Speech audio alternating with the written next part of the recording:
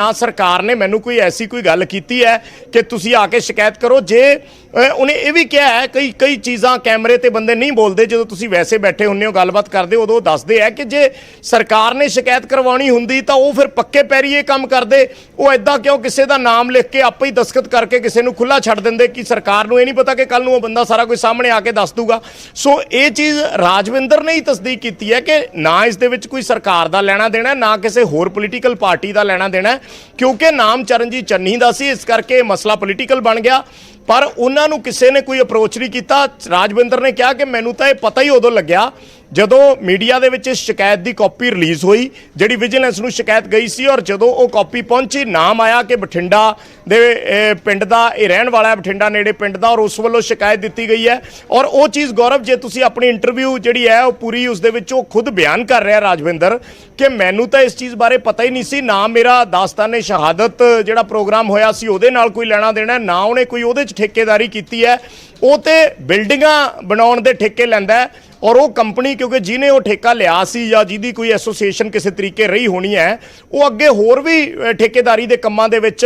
विचरदियां ने वो कंपनियां, और उस तरीके नाल एक छोटा ठेका उहदे च कंपनी तो राजविंदर ने लिया सी। सो कंपनी दे नाल उहदी एसोसीएशन सीगी, तो उन्होंने कहा भी ये साडा एक तरीके का एम्पलॉई है या साडे नाल इहदी एसोसीएशन है, तो उन्होंने चुप करके कई बारी कंपनी शिकायत आपदे नां ते नहीं पाउंदी ते उहदे नां ते पाती। असल दे विच ये जिहड़ा मसला सी ये विद इन डिपार्टमेंट, क्योंकि जे शिकायत की गौरव कॉपी देखो तो उसदे विच उपर 2 अफसरां दे नाम लिखे हुए हैं, और वो शिकायत अफसरां दे नाम ते कीती गई है, ना कि वो शिकायत चरणजीत चन्नी दे नाम ते कीती गई है। पर क्योंकि वो महकमा चरणजीत चन्नी दा सी जदों समागम कराया सी, इस करके चरणजीत चन्नी दा नाम विच आ गया, तो वो इशू वड्डा पोलीटिकल बन गया, और चरणजीत चन्नी ने सरकार ते निशाने साधे, और सरकार दा इस मामले च कोई लेना देना नहीं, ये गल राजविंदर कह रहे हैं। सो इस तरीके नाल एक पोलीटिकल इशू बन गया, जिन्ना क असीं समझ पा रहे हैं कि एक टैक्नीकल मामला सी, जिहड़ा आम तौर पर जिन्ने भी ठेकेदारी सिस्टम दे विच लोग विचरदे ने वो इस चीज़ नूं समझदे ने कि उन्हां दे डिपार्टमेंट्स दे नाल लैण देण, उन्हां दी पेमेंट रिलीज़ करन नूं लैके कदे रिलीज़ ऑर्डर आ गया, कदे रिलीज़ रुक गई, उन्हां दी पेमेंट डिपार्टमेंटां वल खड़ी रहिंदी है। तो हो सकता है कि कंपनी ने सोचा होवे कि असीं एक छोटी जी शिकायत विजिलेंस नूं भेजीए, उस तो बाद जे विजिलेंस एक्टिव हुंदी है तो उन्हां दी पेमेंट निकल आवे, उन्होंने इस मंशा नाल सोचा। राजविंदर ने हालांकि कंपनी का नाम नहीं दस्या, पर उन्होंने कहा कि मैं कंपनी के नाल गल कीती कि तुसीं मेरे दस्तखत करके इस तरीके नाल शिकायत क्यों करती, तो उन्होंने कहा कि सानू भी नहीं पता सी कि मामला एडा वड्डा बन जाएगा, असी तो सोचा सी कि डिपार्टमेंट इन्ने क नाल डर जाएगा तो साडी पेमेंट रिलीज़ हो जाएगी, असी तो ये सोच के शिकायत की सी, जो कंपनी वालों राजविंदर नूं तर्क दिता गया। तां करके राजविंदर ने यह सोचा कि जी एडा वड्डा मामला है, कल नूं हाई प्रोफाइल मामला बन गया, पोलीटिकल इशू बन गया पंजाब दे विच, कल नूं वो जाली दस्तकां दे चलदे किसी मुसीबत च ना फस जाण। इस करके राजविंदर वालों एक चिट्ठी विजिलेंस नूं लिखी गई है, वो चिट्ठी की कॉपी भी साडे कोल न्यूज़ 18 कोल हैगी है। और दूसरी गल राजविंदर ने न्यूज़ 18 ते आके सामने अपना स्पष्टीकरण दिता है कि मैं कोई शिकायत नहीं की, ना ही इस दे विच मेरे कोई दस्तखत सी, और ना ही सरकार ने किसी तरीके का कोई दबाव पा के या ऐसी कोई गलबात है उन्होंने करवाई है। वो कहते भी मेरा तो कोई लिंक ही है नहीं, ना सरकार नाल ना किसी होर पोलीटिकल पार्टी नाल जिहड़ी कोई इस दे विच इन्वॉल्व होवे ते इस नूं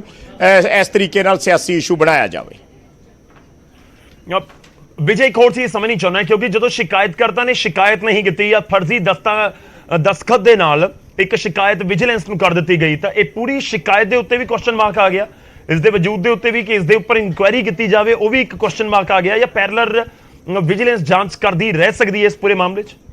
देखो गौरव, ये तो हुण विजिलेंस का अख्तियार खेतर है, विजिलेंस ने देखना है। विजिलेंस नूं जे शिकायत गई है किसी के नाम ते और उस व्यक्ति ने विजिलेंस नूं बकायदा अपने दस्तकां हेठ चिट्ठी लिखती, और वो इन्ने दावे नाल ये गल कह रहा है कि जिहड़ी मैं विजिलेंस नूं हुण चिट्ठी लिखी है उहदे ते मैं खुद दस्तखत कीते है, पर जिहड़ी शिकायत सी उहदे ते मैं दस्तखत नहीं कीते, तो ये फिर विजिलेंस उत्ते हैंडराइटिंग सैंपल हुंदे आ जिथों मर्जी चैक करवा लो। ये तो हुण विजिलेंस देखेगी अगे कि किस तरीके की कार्रवाई इस मामले दे विच हो सकती है, कि क्यों ऐसी झूठे दस्तखतां वाली शिकायत विजिलेंस नूं सौंपी गई, क्योंकि कल नूं महकमे ते भी गौरव सवाल उठते हैं, महकमा भी सवालों के घेरे च आउंदा है, विजिलेंस भी सवालों के घेरे च आउंदी है, क्योंकि फिर कल नूं बहुत सारियां गल्लां पोलीटिकली आपां देखदे हैं, पिछलियां सरकारां भी रहीआं होणगीआं उदों भी पोलीटिकल वंडैटे दीआं गल्लां हुंदियां रहीआं ने, तां फिर कल नूं विजिलेंस ते ओह सवाल उठ जांदे हैं कि जी तुसीं